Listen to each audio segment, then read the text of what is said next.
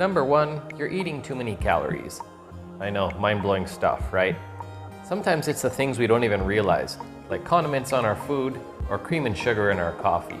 The fact remains, if we're not losing weight, we're not in a caloric deficit. So your solutions are either to increase exercise slightly or decrease calories slightly. I would start by dropping your calories by 200 to 300 per day and see what kind of effect that has. Number 2, you're not weighing and measuring your foods correctly. It's easy to make mistakes when you're weighing and measuring your foods, especially when it's high-calorie foods. I think we've all been guilty of taking a couple teaspoons of peanut butter and telling ourselves it's 1.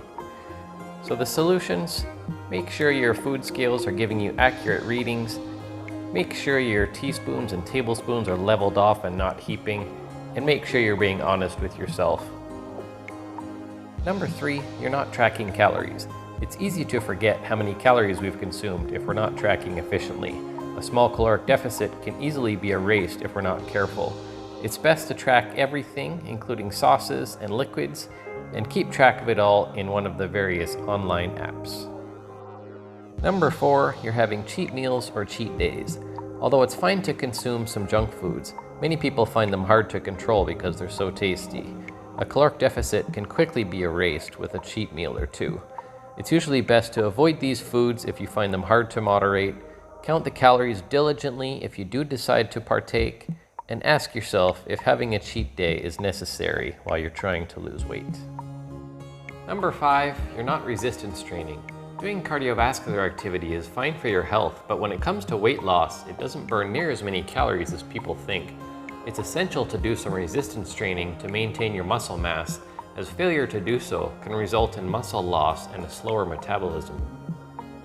Number 6, you're not getting enough sleep.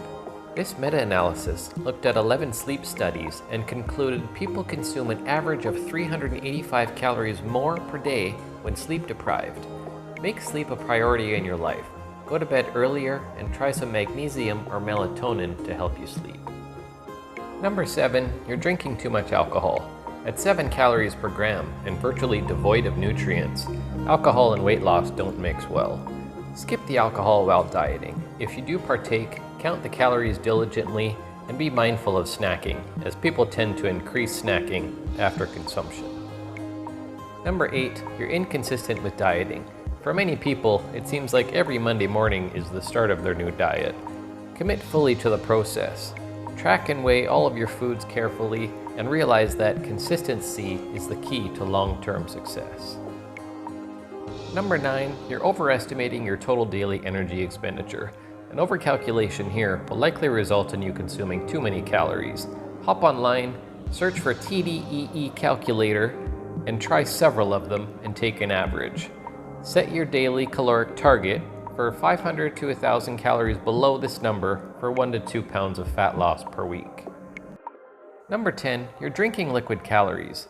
It's easy to go over your caloric targets when you're consuming high-calorie beverages. Choose water and save your calories for foods which will help keep you nourished and satiated. Number 11, you're not drinking enough water. This study found that increases in drinking water were associated with a significant loss of body weight and fat over time, independent of diet and exercise. Number 12, you've gained muscle. For some people, especially people new to lifting, it's possible to gain muscle even in a caloric deficit. You may not be losing weight, but you still may be losing fat. No solution needed here. Well done. I hope you found this list helpful. Please like, comment, and subscribe. Thanks for watching, and we'll see you next time.